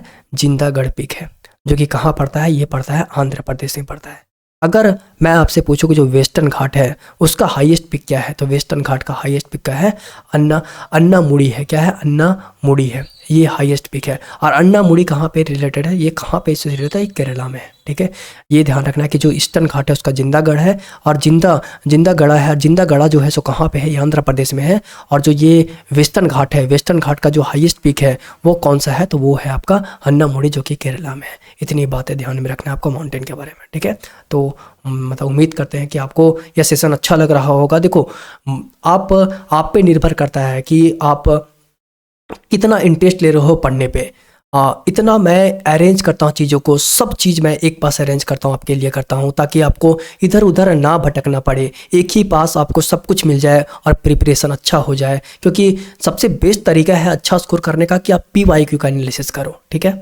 नेक्स्ट क्वेश्चन की ओर हम मूव करते हैं। तो क्वेश्चन ये है कि when was the Secretary of State for India made responsible for the government of British India by bringing about change in the home government। देखो सवाल क्या कहता है? सवाल ये कहता है कि जो इंडिया का सेक्रेटरी ऑफ स्टेट था उसको कब रिस्पॉन्सिबल बनाया गया गवर्नमेंट ऑफ ब्रिटिश इंडिया के लिए होम गवर्नमेंट में चेंज ला करके? तो ये बनाया गया था 1858 में। कब बनाया गया था? 1858 में। ये बात आपको ध्यान में रखना है। और 1858 में क्या हुआ था तो मैं वो आपको बताता हूँ कि 1858 में क्या हुआ। देखो सबसे पहले क्या होता है कि जब जो रिवोल्ट चल रहा था, रिवोल्ट ऑफ 1857, ठीक है, और जब ये रिवोल्ट जो था उसको ब्रिटिश सर ने दबा दिया था, कुचल दिया था रिवोल्ट को। उसके बाद जो ब्रिटिश क्राउन थी वो ये जानने की कोशिश की आखिर इतना बड़ा रिवोल्ट हुआ क्या, और उसके बाद उन्होंने एक एक्ट को पारित किया जिसका नाम था गवर्नमेंट ऑफ इंडिया एक्ट 1858, ठीक है। क्या नाम था? गवर्नमेंट ऑफ इंडिया एक्ट 1858 था, ये नाम था। ये एक्ट को ब्रिटिश पार्लियामेंट में प्रस्तुत किया जाता है। और ये एक्ट को कब प्रस्तुत किया गया था? तो अगस्त 1858 में इसको प्रस्तुत किया गया था। और ये एक्ट 1858 अगस्त 1858 में ही पास हो जाता है। लेकिन इसका इम्प्लीमेंट जो होता है सो कब किया जाता है? 1 नवंबर 1858 में इसको इम्प्लीमेंट किया जाता है। तो देखो, सबसे पहले government of India act British parliament में लाया जाता है, और गवर्नमेंट ऑफ इंडिया एक्ट है उसको an act of good governance of India भी कहा जाता है। ऐसे आपसे एग्जाम में पूछता है, अगर आपसे एग्जाम में पूछ ले कि जो गवर्नमेंट ऑफ इंडिया एक्ट 1858 है उसको और किस नाम से जाना जाता है, तो उसे an act of good governance of India भी कहा जाता है। ये भी बात आपको ध्यान में रखना है। उसके बाद ये एक्ट को इम्प्लीमेंट कब किया जाता है, तो 1 नवंबर 1858 में। ठीक है, क्या होता है कि जो ब्रिटिश क्राउन है वो एक पत्र भेजती है, उसमें सारा लिखा रहता है, और लॉर्ड कैनिंग जो है उसमें जो लॉर्ड कैनिंग था, ठीक है, लॉर्ड कैनिंग इलाहाबाद दरबार में इसे पढ़ करके बताता है कि आखिर इस एक्ट में है क्या, क्योंकि लोगों में बहुत कन्फ्यूजन था कि पता नहीं किस तरह का एक्ट आया है, क्या होगा नहीं होगा। तो फिर जो लॉर्ड कैनिंग था, लॉर्ड कैनिंग जो थे वो इलाहाबाद दरबार में इसे पढ़ के बताते हैं कि इसमें क्या था। तो मैं आपको बताता हूँ इसमें क्या क्या प्रोविज़न थे, जिससे एग्जाम में क्वेश्चन पूछते हैं। तो देखो क्या क्या प्रोविज़न था वो मैं आपको बताता हूँ। 1858 का जो एक्ट था उसमें क्या क्या प्रोविज़न था। तो सबसे पहले जो ईस्ट इंडिया कंपनी है उसको लिक्विडेटेड कर दिया, निरस्त कर दिया जाता है। ठीक है, इसको निरस्त कर दिया जाता है, मतलब अब ये रूल नहीं करेगा। उसके बाद दूसरा क्या कहता है, जो डुअल गवर्नमेंट था, और डुअल गवर्नमेंट जो था, ये डुअल गवर्नमेंट कब इंट्रोड्यूस किया था, पिट्स इंडिया एक्ट 1784 के तहत इसको इंट्रोड्यूस किया गया था। इसको भी अब पूरी तरह से स्टॉप कर दिया जाता है, खत्म कर दिया जाता है, और एक नया बॉडी को इंट्रोड्यूस किया था, सेक्रेटरी ऑफ स्टेट। ठीक है, और जो सेक्रेटरी ऑफ स्टेट होगा सो कोई ना कोई कैबिनेट मिनिस्टर होगा ब्रिटिश पार्लियामेंट का। ठीक है, और जो डुअल गवर्नमेंट है वो क्या है, तो डुअल गवर्नमेंट में देखो इसमें क्या होता था, 2 बॉडी होता था। मैं आपको बताने की कोशिश करता हूँ। तो डुअल गवर्नमेंट में एक होता था आपका board of control, board of control. ठीक है, तो जो बोर्ड ऑफ कंट्रोल था उसका क्या काम होता था, बोर्ड ऑफ कंट्रोल का काम होता था कि जितने भी मतलब पॉलिटिकल अफेयर है उसको ठीक करने के लिए, और एक होता था court of director, court of director. इसका क्या काम था, इसका काम था जितने भी तरह का डायरेक्टर, ठीक है, इसका काम क्या था, कोर्ट ऑफ डायरेक्टर का काम था कि जितना भी मतलब कि फाइनेंशियल चीज़ है, कॉमर्शियल जितना भी है, सब ये कोर्ट ऑफ डायरेक्टर करता था। और बोर्ड ऑफ कंट्रोल क्या करता था, ये जितना भी पॉलिटिकल अफेयर आता था वो करता था। इसको मतलब 2 बॉडी में बांट दिया गया था इसको, बोर्ड ऑफ कंट्रोल और कोर्ट ऑफ डायरेक्टर में। ठीक है, उसके बाद सेक्रेटरी ऑफ स्टेट एक नया बॉडी इंट्रोड्यूस किया गया वर्ष से, और यही क्वेश्चन पूछा था कि सेक्रेटरी ऑफ स्टेट जो है सो उसको कब इंट्रोड्यूस किया गया था, तो उसको 1858 में किया गया था। ये भी आपको ध्यान में रखना है। उसके बाद जो पहले सेक्रेटरी ऑफ स्टेट बने थे वो कौन थे, लॉर्ड स्टेनले। देखो ये सवाल पूछा हुआ है कि अगर आपसे कोई पूछे कि फर्स्ट सेक्रेटरी कौन थे, तो लॉर्ड स्टेनली थे। ये भी आपको ध्यान में रखना है। ठीक है, और एक नया पोजीशन को इंट्रोड्यूस किया जाता है, इसको बोलते हैं वायसराय। ठीक है, और ये वायसराय वही होगा, सेक्रेटरी ऑफ स्टेट जो है उसी का कोई एजेंट होगा ये। और जो वायसराय है, पहले क्या होता था, गवर्नर जनरल ऑफ इंडिया होता था और वायसराय, दोनों को कंबाइन करके अब सिर्फ एक मतलब कि पोजीशन बना दिया गया वायसराय। और जो पहले वायसराय बने वो कौन थे, लॉर्ड कैनिंग थे, जो पहले भारत के वायसराय बनते हैं। और ये अंतिम गवर्नर जनरल भी रहते हैं, last governor general of India, क्योंकि इसी के बाद लॉर्ड कैनिंग थे। उसी समय क्या होता है कि ये आता है नया एक्ट जो है 1858 आता है, उसी समय ये थे क्या थे, ये थे गवर्नर जनरल ऑफ इंडिया थे। लेकिन जैसे एक्ट आता है तो ये क्या बनता है, वायसराय बन जाते हैं। मतलब ये last governor general of India रहे और फर्स्ट वायसराय रहे। और जो डॉक्ट्राइन ऑफ लैप्स था, जिसको कहा जाता है व्यापकत्व का सिद्धांत, तो फिर हड़प नीति का सिद्धांत, इसको भी बंद कर दिया गया। और जो हड़प नीति का सिद्धांत था उसमें क्या था, जैसे कि मान लीजिए किसी का वारिस नहीं है, ठीक है, कोई राजवंश वारिस नहीं, तो उसको गवर्नमेंट गोद ले लेती थी, अपने शिकंजे में कस लेती थी उसको, उस पर रूल करना चाहती, इसको डॉक्ट्राइन ऑफ लैप्स कहा जाता है। और अब क्या हुआ, जो नया रूल बना है उसमें इसको ख़त्म कर दिया गया। और फिर एक और क्या किया गया कि जो रिलीजियस मैटर पे अफेयर होता है, जैसे सती प्रथा को उठाने का, और ऐसे वीडियो रीमैरिज का फिर से शुरुआत कर दिए, तो ये सब के खिलाफ थे। तो वो बोला कि अब आप लोग का जो रिलीजियस मैटर उसमें हम कोई भी इंटरफेयर नहीं करेंगे। ठीक है, उसके बाद जो कन्वर्जन था, जैसे कि एक धर्म से दूसरा धर्म में जो कन्वर्जन होता था रिलीजन में बाय फोर्सफुली, उसको ख़त्म कर दिया गया। फोर्सफुली अब नहीं हो सकता है ये कन्वर्जन, क्योंकि बहुत मिशनरी लोग आए थे, उसमें बहुत ज़्यादा कन्वर्जन हो रहा था। तो कहीं ना कहीं हिंदुओं के मन में आक्रोश था कि हमें टारगेट कर रहे हैं, मेरा धर्म परिवर्तन करवा रहे हैं। तो कहीं ना कहीं ये सारे आक्रोश के कारण से ही 1857 का जो रिवोल्ट हुआ था वो कहीं ना कहीं हर एक कारण, ये सब भी कारण शामिल थे, ठीक है। उसका डिस्क्रिमिनेशन नहीं होगा, रिक्रूटमेंट ऑफ आर्मी सर्विसेज में कोई भी डिस्क्रिमिनेशन नहीं होगा, ठीक है। और देखो उस समय क्या होता है, एक और ये भी समस्या था कि उस समय जो हिंदू धर्म में समुद्र पार करना धर्म भ्रष्ट कहलाता था, कि समुद्र आप पार नहीं कर सकते थे। और जो ब्रिटिशर लोग थे सो इंडियन आर्मी को क्या करते थे, समुद्र पार करवा देते थे। तो समुद्र पार करवा देते थे, आपको समुद्र पार करना ही पड़ेगा, ठीक है, इंडियन आर्मी को। तो वो सब भी जो था ये भी प्रॉब्लम थे, जिसके कारण से 1857 का रिवोल्ट हुआ था। इसीलिए एक्ट आया था 1858 एक्ट, जो इंडियन एक्ट 1858 आया था सो। और एक बात और ये हमेशा आपको याद रखना कि जो फर्स्ट गवर्नर जनरल थे कौन थे, जो पहले गवर्नर जनरल आपके थे वो हमेशा ध्यान रखना है कि लॉर्ड वारेन हेस्टिंग थे, ये भी ध्यान रखना है। और जो first governor general of India, India के जो पहले गवर्नर जनरल ऑफ इंडिया, यहाँ पे गवर्नर जनरल है और यहाँ पे गवर्नर जनरल ऑफ इंडिया है, तो लॉर्ड विलियम बेंटिक थे। और अगर पूछे, मैं आपसे पूछूं कि first and last Indian governor general of free India, free India के फर्स्ट और लास्ट गवर्नर जनरल कौन थे, मैं फ्री इंडिया कर रहा हूँ, यहाँ पे ये वर्ड पे ध्यान दो कि फ्री इंडिया, तो चक्रवर्ती राजगोपालाचार्य। और चक्रवर्ती राजगोपालाचार्य को सबसे पहले भारत रत्न प्राप्त हुआ था, ठीक है। उसका last governor general of India और viceroy, first vice of India कौन थे, लॉर्ड कैनिंग थे। इतनी बातें आपको ध्यान में रखना हमेशा 1858 के बारे में, ठीक है। और देखो आपको मैं पूरा डिटेल से बताने का कोशिश कर रहा हूँ, तो आप कोशिश करो इसको याद करते जाओ, या तो फिर लिखते जाओ, या तो आप नोट्स बना लो अपना। अगर नोट्स नहीं बनाते तो इसका स्क्रीनशॉट लेकर रख लो, ताकि आपको रिवाइज करना हो बार बार, तो आप देख सको, ठीक है। लेकिन नोट्स सबसे बेहतर होता है। तो चलिए अब नेक्स्ट क्वेश्चन की ओर मूव करते हैं। तो जो नेक्स्ट सवाल है वो ये है कि announce the bifurcation of British India empire into a secular India and Islamic Pakistan.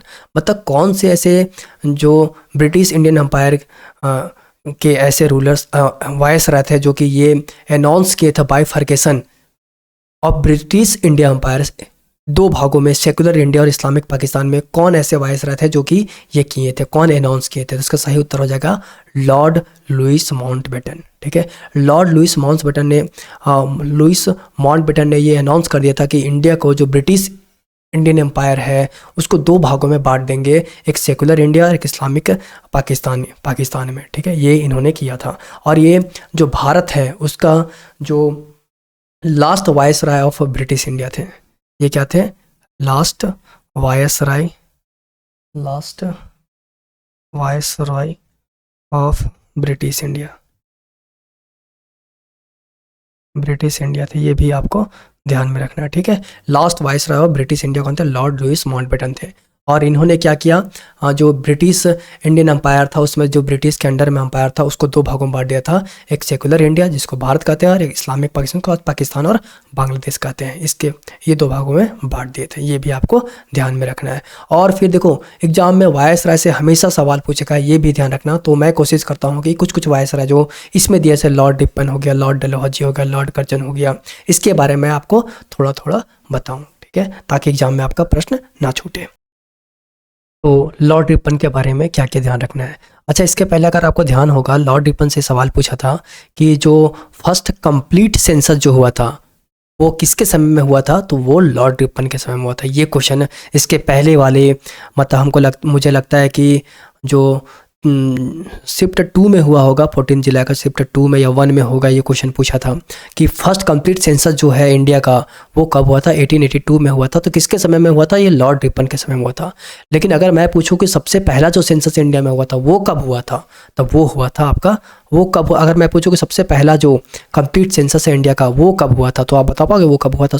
तो वो जो हुआ था वो आपका वो हुआ था 1872 में हुआ था। और कौन करवाए थे, तो लॉर्ड मेयो ने करवाए थे। लॉर्ड मेयो ने करवाया था वो जो पहला सेंसस। लेकिन अगर एग्जाम में पूछा पहला कंप्लीट सेंसस कब हुआ था, तो वो हुआ था 1882 में हुआ था। और इसको जो करवाए थे वो कौन करवाए थे, लॉर्ड रिपन करवाए थे, ठीक है। और लॉर्ड रिपन जो है उन्हें जो पंचायत और म्यूनसिपलिटीज़ हैं, यानी कि जो लोकल सेल्फ गवर्नमेंट बॉडीज़ है इंडिया में, उसका जनक कहा जाता है, उनका फादर कहा जाता है, क्योंकि सबसे पहले इन्होंने ही एस्टैब्लिश किया था पंचायत और म्यूनसिपैलिटीज़ बोर्ड को सबसे पहले इन्होंने ही क्या किया था, इसको स्टैब्लिश किया था, ये भी आपको ध्यान में रखना है। और इल्बर्ट बिल इनेक्टेड इन 1883 में यही किए थे, ये भी ध्यान रखना है। उसके बाद हंटर कमीशन आपको ध्यान रखना है। और हंटर कमीशन में कितने लोग थे, तो इसमें 8 सदस्य थे, ठीक है, 5 अंग्रेज और 3 भारतीय थे। और वर्नाकुलर प्रेस एक्ट जो है इसको ख़त्म कर दिया गया था, एबॉलिश कर दिया गया था, ठीक है। और आर्म एक्ट, और सबसे पहले फर्स्ट फैक्ट्री एक्ट 1881 भी यही इंट्रोड्यूस किए थे। तो लॉर्ड रिपन के बारे में सिर्फ इतना ही जरूरी है। सबसे पहले इसका कार्यकाल कहाँ से कहाँ तक था, तो 1880 से लेकर के 1884 तक था। 1880 से लेकर के 1884 तक इनका कार्यकाल था। पहला फैक्ट्री एक्ट आया था, वर्नाकुलर प्रेस एक्ट को इन्होंने क्या किया था, समाप्त कर दिया था, हंटर कमीशन का गठन किया था। उसके बाद इल्बर्ट बिल इलेक्ट किया था, ये सब बात आपको ध्यान में रखना है, ठीक है। उसके बाद एस्टैब्लिश्ड किए थे, पंचायती और म्यूनसिपैलिटीज बोर्ड को एस्टैब्लिशमेंट किए थे, और इसको इन्हें फादर कहा जाता है लोकल सेल्फ गवर्नमेंट बॉडी को। और पहला कंप्लीट सेंसस इन्हीं के समय में हुआ था 1882 में। इतनी बातों को आपको ध्यान में रखना है, ठीक है। तो मैंने आपको लॉर्ड रिपन के बारे में सारी बातें बता दिया, और जो इंपॉर्टेंट है इतना आप ध्यान में रखो, ठीक है, कि वर्नाकुलर प्रेस एक्ट कौन बंद किया था, फैक्ट्री एक्ट, फिर आपको फादर कहा जाता है पंचायती राज के, लोकल सेल्फ गवर्नमेंट बॉडी का फादर कहा जाता है। सबसे पहले इन्होंने लॉर्ड रिपन ने क्या करवाया था। जब भी लॉर्ड रिपन आए तो इतनी बातों को अपने दिमाग में आप घुमा लो। इससे क्या होगा, इससे लॉर्ड रिपन जहाँ भी आपका है इतनी बातों को आपको दिमाग में अपने आप स्मरण कर लेना है, फिर से एक बार रिवीजन कर लेना है। आप देखना कितना अच्छा लगेगा आपको। उसके बाद लॉर्ड डलहौजी के बारे में आपको बताता हूँ, ठीक है, क्या क्या आपको कौन कौन सी बातें लॉर्ड डलहौजी के बारे में आपको ध्यान में रखनी है, वो सारी बातें मैं आपको बताता हूँ। अब लॉर्ड डलहौजी के बारे में मैं आपको बताता हूँ। देखो, लॉर्ड डलहौजी जो है इसका कार्यकाल कब है, 1848 से लेकर के 1856 तक है लॉर्ड डलहौजी का कार्यकाल, ठीक है। इनका एक और जो रियल नेम है, जिनका ओरिजिनल नेम है, सो जेम्स एंड्रयू रामसे, ठीक है, ये इनका नाम है, ओरिजिनल नाम है, ये एग्जाम में पूछा हुआ है। और जो सेकेंड एंग्लो सिख वार हुआ था, सो इन्हीं के समय में हुआ था 1849 में। इसमें ब्रिटिश एम्पायर जीत जाता है और क्या करता है, पंजाब को एनेक्स्ट कर लेता है, मतलब कब्जा कर लेता है पंजाब पे, ठीक है। और इतनी बात आपको ध्यान में रखना है। उसके बाद मैं आपको सिर्फ इंपॉर्टेंट बताता हूँ इसमें, ठीक है। तो ये डॉक्ट्राइन ऑफ लैप्स है, यही इंट्रोड्यूस किए थे। व्यापकत का सिद्धांत, हड़प नीति का सिद्धांत, यही इंट्रोड्यूस किए थे, जिनको गवर्नमेंट ऑफ इंडिया एक्ट 1858 में इसको ख़त्म कर दिया जाता है, एबॉलिश किया जाता है। और सबसे पहला जो रेलवे लाइन है 1853 में, यही शुरू किए थे मुंबई से थाने, जो कि 34 किलोमीटर था। और इसीलिए इनको फादर ऑफ इंडियन रेलवे भी कहा जाता है। किनको, लॉर्ड डलहौजी को कहा जाता है। और सबसे पहला telegraph line between Calcutta and Agra यही शुरू किए थे। कब किए थे, 1853 में किए थे, ये भी ध्यान रखना है। पोस्टल सर्विस और PWD डिपार्टमेंट यही बनाए थे। और क्या कहता है, जो पेंशन था और विडो रीमैरेज एक्ट, ये बहुत इंपॉर्टेंट है। विडो रीमैरेज बिल जो है नवंबर 1855 में ये इंट्रोड्यूस किए थे, ये भी ध्यान रखना। और जो फीमेल पेंटिसाइड है, जैसे कि भ्रूण हत्या जो कर दिया जाता था महिलाओं का, जिससे कोई महिलाएं छोटी, जो लड़की है, छोटी बच्ची है, उन्हें मार दिया जाता था, उसको भी, उस पर भी ये रोक लगा दी है, ठीक है। तो इतनी इंपॉर्टेंट बातें आपको ध्यान रखना है। क्या क्या ध्यान रखना है, इसका ओरिजिनल इनका क्या नाम था, तो original name James Andrew Ramsay नाम था। सेकेंड एंग्लो सिख वार होता है, ये ध्यान रखना है। डॉक्ट्रिनल लैब्स इन्होंने ही शुरू किया था। First railway line in 1853 Mumbai to Thane, उसके बाद टेलीग्राफ लाइन, पोस्टल सर्विसेज, उसके बाद widow remarriage act, female infanticide. ये बोलो आप, जैसे कि लॉर्ड डलहौजी पढ़ रहे हैं, तो लॉर्ड डलहौजी में आपको इस तरह सीक्वेंस से बोलना है कि 1848 से लेकर के 1856 तक रहे थे। एंड्रयू रैमसे, इस तरह करके जो मैंने हाईलाइट किया वो आपको बोलना है, ठीक है। इतना आपको हमेशा रिवाइज करते रहना है किसके बारे में। जब भी लॉर्ड डलहौजी आएगा इतनी चीज़ों को आप फिर से रिवीजन कर लो, ठीक है। अब मैं आपको बताता हूँ दूसरे के बारे में। तो लॉर्ड कर्जन के बारे में आपको कौन कौन सी बातें ध्यान में रखनी है, मैं वो आपको बताने का प्रयास करता हूँ। तो सबसे पहले इनका जो कार्यकाल था सो 1899 से लेकर के 1905 तक था। और पुलिस कमीशन जो है सो 1902 में ये अपॉइंट किए थे, ये भी बात ध्यान में रखना। उसके बाद यूनिवर्सिटी कमीशन जो है, सो ये लॉर्ड कर्जन ही किए थे, ठीक है। और इतना ही नहीं, ये रेले कमीशन भी बनाए थे। और रेले कमीशन क्या था, 1902 में रेले कमीशन लाए थे, और जिसके तहत ये क्या करते थे, जो एजुकेशन सिस्टम है उसमें रिफॉर्म लाने के लिए किए थे। मतलब कि यहाँ का जो यूनिवर्सिटी है या कॉलेज है उसका अध्ययन करके उसमें और कैसे उसको बेहतर बनाया जा सके, उसके लिए इन्होंने रेले कमीशन लाया था, ठीक है। मतलब एजुकेशन से जहाँ आ जाएगा आप लॉर्ड कर्जन मार दीजिएगा, ठीक है। उसके बाद जो सेकेंड दिल्ली दरबार लगा था, ठीक है, वो किसके समय में लगा था, तो वो लगा था लॉर्ड कर्जन के समय में। और अभी तक 3 बार दिल्ली दरबार लग चुका है। एक लगा था आपका 1877 में, ठीक है। एक लगा था आपका 1903 में और एक आपका लगा था 1911 में, ठीक है। तो और जब 1870 में लगा था तो इस समय जो वायसराय थे वो कौन थे, तो वो थे Lord Lytton, LYTTON, Lord Lytton, ठीक है। और जब 1903 में लगता है तो लॉर्ड कर्जन थे, ये आपको पता है। और 1911 में जब लगा था तो उस समय कौन थे, तो आपको पता है उस समय कौन थे, तो उस समय आपका थे लॉर्ड हार्डिंग। कौन थे, लॉर्ड हार्डिंग। इतनी बातें आपको ध्यान में रखने, अभी तक 3 बार लग चुका है ये, तो उस समय थे लॉर्ड हार्डिंग। दिल्ली दरबार 3 बार आयोजन हो चुका है, ये भी बात आप ध्यान में रखो, ठीक है। और उसके बाद जो इम्पोर्टेंट है, जो पार्टीशन हुआ था बंगाल का, वो इन्हीं के समय में हुआ था, ठीक है, लॉर्ड कर्जन के समय में हुआ था, ये बात भी आप ध्यान में रखो। और रेले कमीशन मैंने आपको बता ही दिया। उसके बाद आपको ध्यान रखना है कि जो अवनींद्रनाथ टैगोर जो थे, अवनींद्रनाथ टैगोर जो थे, सबसे पहले भारत माता का पेंटिंग बनाए थे ये, ठीक है।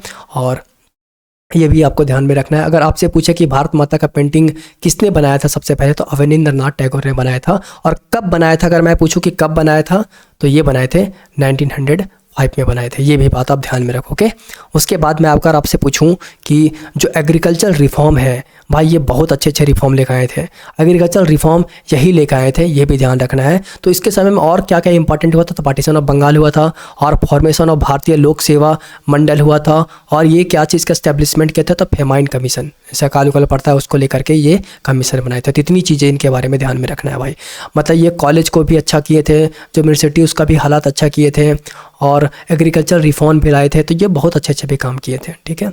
तो इतनी बातें आपको ध्यान में रखना है। अब मैं आपको नेक्स्ट क्वेश्चन की ओर ले चलता हूँ। मैंने आपको लॉर्ड कर्जन बताया, लॉर्ड लिप्टन बताया, तो ये सब आप ध्यान में रखो। एटलीस्ट जब देखो, अगर मैं आपको बता रहा हूँ तो क्या होगा इससे कि अगर एक बार आप ध्यान में आपका आ गया तो कहीं ना कहीं लॉर्ड कर्जन आपको ऑप्शन में मिलेगा। तो लॉर्ड कर्जन के बारे में आपको सारी जानकारियाँ पता है, तो आप क्या करोगे, लॉर्ड कर्जन को आप एलिमिनेट कर दोगे कि नहीं मैंने पढ़ा है, ये तो जो पूछा कोई सवाल पूछा हुआ है उसमें तो ये चीज़ है नहीं, मैं पढ़ा था, तो आप एलिमिनेट कर दोगे उसको, ठीक है। तो एलिमिनेशन आपका बढ़ेगा, ऑप्शन का अगर आप एनालिसिस करते हो तो उससे आपका जो एलिमिनेशन का अप्रोच है, ठीक है, वो आपका बढ़ेगा, ठीक है। चलिए नेक्स्ट क्वेश्चन की ओर अब हम मूव करते हैं। तो जो नेक्स्ट सवाल है वो ये है कि which of the following cells are found in the liver of mammals. जो मेमल्स होते हैं, जो स्तनधारी होते हैं, उनमें कौन सा सेल पाया जाता है, उसमें कूफर सेल पाया जाता है। उसके लीवर में कौन सा सेल पाया जाता है, कूफर सेल पाया जाता है। और कूफर सेल का क्या काम है, तो कूफर सेल का काम ये है कि जो ब्लड में, मतलब जो इसका काम ये होता है कि रक्त द्वारा आने वाले अनचाहे जीवों, जैसे बैक्टीरिया को नष्ट करता है। जैसे कि ब्लड द्वारा जो बॉडी में अनवांटेड बैक्टीरिया आ जाते हैं उसको क्या करता है, ये नष्ट करता है। और कूफर सेल कहाँ पाया जाता है, लीवर में पाया जाता है, ठीक है। और लीवर जो सबसे बड़ा, जो लीवर है ये सबसे बड़ा ग्लैंड है, सबसे बड़ा ग्रंथि होता है, ये ह्यूमन बॉडी में सबसे बड़ा ग्रंथि होता है, यही लीवर होता है, ये भी आपको ध्यान में रखना है, ठीक है। अब चलिए नेक्स्ट क्वेश्चन की ओर मूव करते हैं। तो कूफर सेल क्या था, मैं आपको बता ही दिया। कूफर सेल क्या होता था कि ये अनवांटेड जो बैक्टीरिया है जो ब्लड के माध्यम से आते हैं लीवर में, उसको ये क्या करता है, डिस्ट्रॉय करता है, ख़त्म कर देता है, उसको नष्ट कर देता है। नेक्स्ट क्वेश्चन देखते हैं। उसके बाद जो नेक्स्ट सवाल है वो ये है कि who among the following player is associated with javelin throw. Javelin throw से कौन एसोसिएटेड था, तो सब जानता है, ये है नीरज चोपड़ा, ठीक है। और जो अगर 2023 में डायमंड लीग हुआ था, 2023 में जो डायमंड लीग हुआ था, डायमंड लीग जो हुआ था उसमें नीरज चोपड़ा जो है सो सिल्वर मेडल लेकर आए हैं। इसमें कौन सा मेडल लाए, सिल्वर मेडल लेकर आए थे। और इसमें 83.30 मीटर तक ये फेंक पाए थे, 83.80 मीटर तक के जैवलिन थ्रो कर पाए थे, ठीक है। ये भी ध्यान आपको रखने हैं, ओके। अब नेक्स्ट क्वेश्चन की ओर मूव करते हैं। तो जो नेक्स्ट सवाल है वो ये है कि first Paralympic games where held in which year. कौन सा साल में जो पहला पैरालंपिक गेम हुआ था वो कब हुआ था, तो वो 1960 में हुआ था। और ये कहाँ पे हुआ था, तो ये रोम में हुआ था। और मैं बोलूँ कि रोम किसका कैपिटल है, तो इसका सही जो इटली का कैपिटल आपका है रोम, ये भी आपको ध्यान में रखना है। 1960 में सबसे पहला पैरालंपिक गेम हुआ था, ये भी आप ध्यान में रखोगे। तो जो नेक्स्ट सवाल है वो ये है कि फ्रॉम विच लैटिन वर्ड, कौन सा ऐसा लैटिन वर्ड है, S block element calcium derived, जो एस ब्लॉक एलिमेंट कैल्शियम है वो ड्राइव्ड हुआ है कौन सा लैटिन वर्ड से, तो ये हुआ है कैलक्स से ड्राइव हुआ, ये भी आपको ध्यान में रखना है, ठीक है। और मैं ये भी बताता हूँ आपको कि और कौन कौन से वर्ड आपको ध्यान रखना है जो कि लैटिन वर्ड से ड्राइव हुए हैं। जैसे सोडियम, सोडियम का जो लैटिन वर्ड है वो नेट्रियम, इसलिए सोडियम का जो हम लोग लिखते हैं सिंबल लिखते हैं, क्या लिखते हैं, Na लिखते हैं, ठीक है, ये ध्यान रखना है। उसके बाद अगर मैं बोलूँ कि जो पोटासियम है वो उसका लैटिन वर्ड क्या है, तो केलियम है, और सिल्वर का अर्जेंटेनम है, और गोल्ड का ऑरम है, उसका कॉपर का क्यूपरम है, और आयरन का फेरम है, और प्लम्बम है लीड का। ये बात आप ध्यान में रखना है, इतने लैटिन वर्ड है, ठीक है। क्या कि देखो आयरन होता है Fu होता है, इसका सिंबल आपको पता है, कॉपर का क्या होता है Cu होता है, गोल्ड का Au होता है, और सिल्वर का क्या होता है Ag होता है, सिल्वर का क्या होता है Ag होता है, ये भी ध्यान में रखना है। पोटासियम का क्या होता है K होता है, ये बातें आपको ध्यान में रखना है। अच्छा, जो अगर मैं आपको बोलूँ कि कितने ग्रुप होते हैं, जो मॉडर्न पीरियड टेबल है उसमें कितने ग्रुप हैं, तो ग्रुप 18 है, और पीरियड कितने हैं, ग्रुप कितने हैं, 18 है ग्रुप्स। और पीरियड मैं आपको पूछूँ कि कितना पीरियड्स है, पीरियड्स कितना है, तो ये है 7 है, ठीक है। और जो अगर मैं आपसे पूछूँ जो एस ब्लॉक एलिमेंट है वो कौन कौन से ग्रुप में आते हैं, तो ग्रुप 1 और 2 जो है सो एस ब्लॉक एलिमेंट में आते हैं। अगर मैं आपको बोलूँ कि जो डी है एंड एफ, डी और एफ जो है आपका, डी और एफ ब्लॉक जो है वो कौन कौन से ग्रुप शामिल हैं, तो इसमें 3 से लेकर के 12 तक जो हैं सो डी और एफ ब्लॉक एलिमेंट में शामिल है।